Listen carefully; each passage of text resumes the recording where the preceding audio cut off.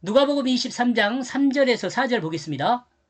그러므로 그 빌라도는 그 자신에게 물었다. 그는 말하고 있다. 내가 저 유대인의 왕으로 있느냐? 그러므로 그는 그 자신에게 대답하게 되었다. 그는 말했다. 너는 너의 말을 하고 있다. 빌라도는 확실하게 하고 있습니다. 빌라도는 예수에게 직접 질문하고 있습니다. 내가 저 유대인들의 왕으로 있느냐? 이와 같은 질문에 예수님은 대답했습니다. 너는 너의 말을 하고 있다. 이 말은 쉽게 이해되는 말은 아닙니다. 개역성경에는 이를 내 말이 옳도다로 번역하였습니다. 그런데 만약 예수님이 빌라도의 말에 긍정했다면 예수님이 자신은 유대인의 왕이라고 긍정하는 것이 됩니다. 자신이라고 합시다.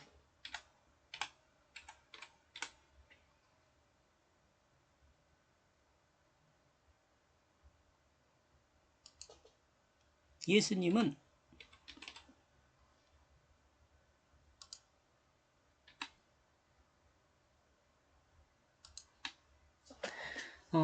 긍정했다면 예수님은 자신이 유대인의 왕이라고 긍정하는 것이 됩니다. 그렇다면 이는 법정 진술이기 때문에 예수님에게 반역죄가 성립됩니다. 만약 예수님의 죄가 반역죄가 성립되었다면 빌라도는 제사장과 무리들을 향하여 자신은 예수를 관찰하여 그 죄를 발견하지 못했다고 말할 수가 없죠. 죄를 발견했으니까. 그러나 빌라도는 분명하게 다음 4절에서 예수님에게서 죄를 발견하지 못했다고 말하고 있습니다. 그러므로 이렇게 긍정한 말은 아니지 않나 이렇게 생각을 한 겁니다. 이건 제가 해석한 내용이니까요. 너는 너의 말을 하고 있다. 그러냐. 그리고 필자는 개역성경의 번역을 따르지 않고 너는 너의 말을 하고 있다로 번역하였습니다. 이와 같은 번역으로 이해한 의미는 유대인들이 자기 마음에 옳은 대로 이해하고 행동하듯 빌라도도 또한 자기 마음에 옳은 대로 생각하고 말하고 행하고 있음을 드러내는 말이라고 할 수 있습니다.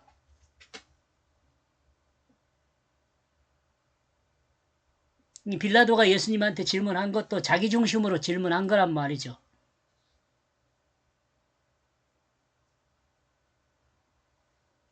주님은 하나님의 말씀입니다. 사람의 말이 아닙니다. 주님은 하나님의 말씀입니다. 사람의 말이 아닙니다. 그러므로 주님이 빌라도에게 너는 너의 생각을 말하고 있다는 것은 사람의 생각으로 주님을 판단할 수 없다는 것을 드러내는 말이라고 볼 수 있습니다. 제가 이렇게 이해한 내용이에요. 사람의 생각으로 주님의 말을 판단할 수 없다라고 말하는 거예요. 이 유대인들이 말하는 것에 대해서 사람이 그렇게 해석해서 하는데 그 사람으로 판단할 말이 아니다. 이 인간 세상에서 통용되는 그 언어가 아니다라고 말하는 것이죠. 그러므로 예수님의 말씀을 이해한 빌라도가 똑똑한 사람이에요. 이렇게 보면. 그죠? 그러므로 예수님의 말씀을 이해한 빌라도는 예수님의 답변을 이해하고 예수님으로부터 죄를 발견하지 못했다고 말하는 것입니다.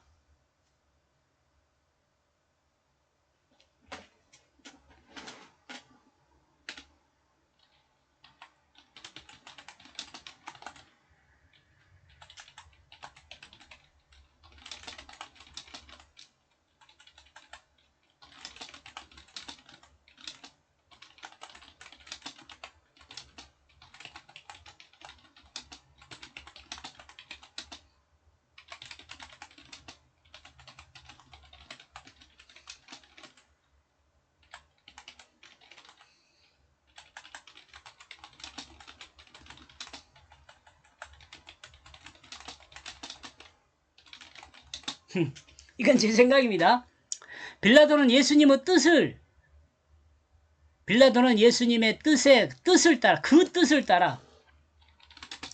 뜻을 따라 예수님의 답을 이해했습니다. 제가 생각할 땐 그래요. 이렇게 보면 빌라도는 객관적이며 똑똑한 사람이라고 저는 이해했습니다. 아, 그렇구나.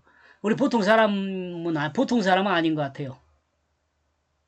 사람이 말하는 그 사람의 말을 따라서 이해할 수 있는 것은 인격이 된 사람이거든요. 말이 통하는 사람이니까.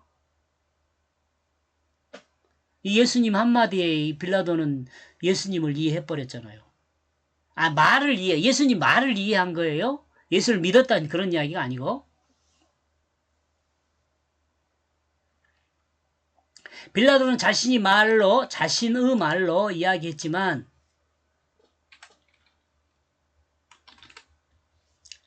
예수님의 답변은 예수님이 전달하는 그 뜻으로 이해했습니다. 그로 빌라도는 사절의 내용과 같이 말하고 있다고 볼 수 있다. 의입니다. 의.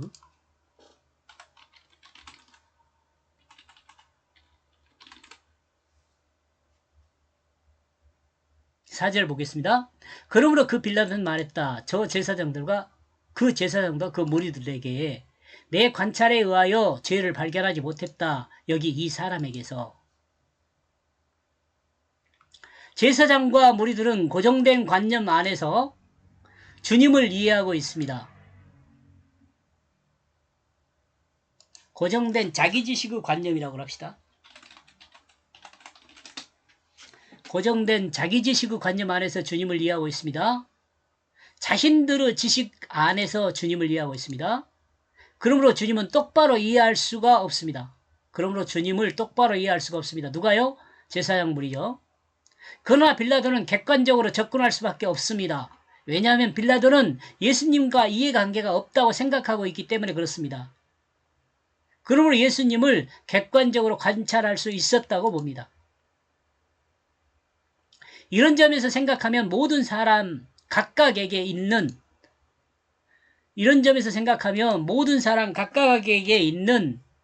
그 각각의 자기중심이 없다면 사람은 객관적일 수 있다는 생각을 합니다. 그리고 보편의 그 진실한 사람이 될 수 있다고 생각합니다. 보편의 그 진실한 사람. 보통적으로 우리가 저 사람 진실한 사람이네. 이렇게 볼 수 있는 사람. 그러므로 하나님은 인간을 구원하기 위하여 자기중심을 죽이는 대속의 십자가를 작정하시고 그 대속의 역사를 행하셨습니다.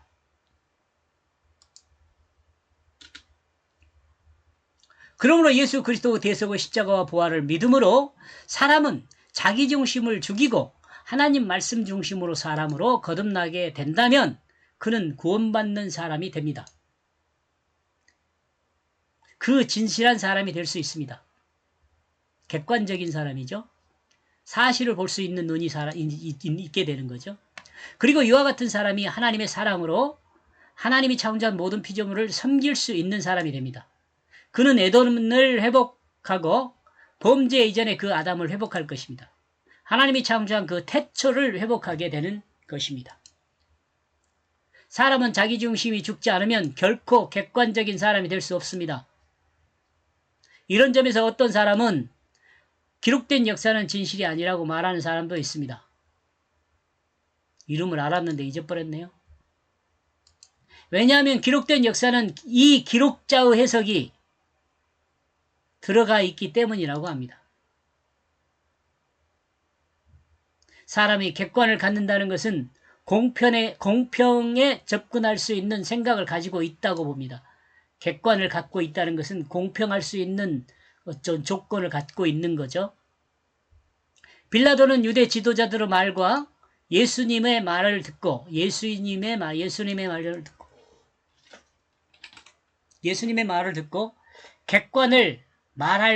객관을 말한 것으로 볼 수 있습니다.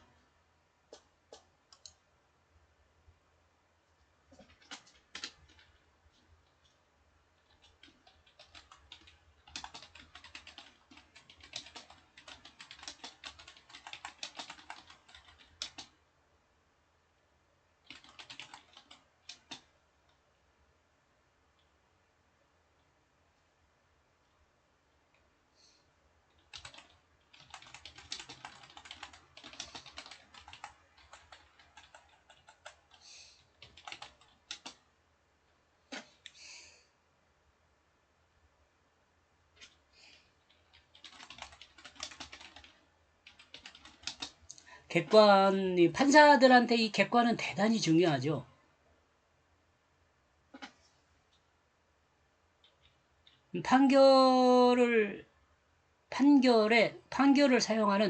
판결에 사용되는 이죠.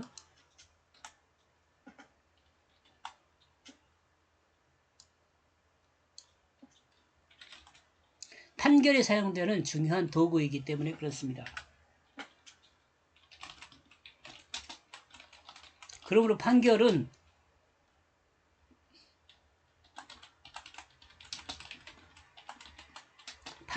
상식을 넘어서면 우리 인간의 그 윤리와 도덕의 기준을 보통 이제 상식이라고 생각하면 돼요.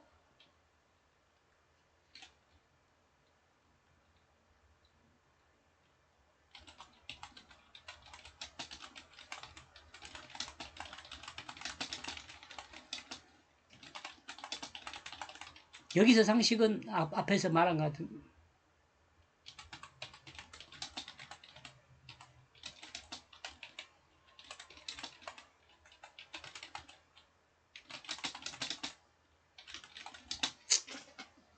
그걸로 판결은 상식을 넘어서면 편향된 판결이라고 할 수 있습니다. 상식을 넘어서면 편향된 판결이라고 할 수 있어요. 여기서 상식은 윤리와 도덕의 범주를 말한다고 할 수 있습니다. 여기까지 보겠습니다. 고맙습니다.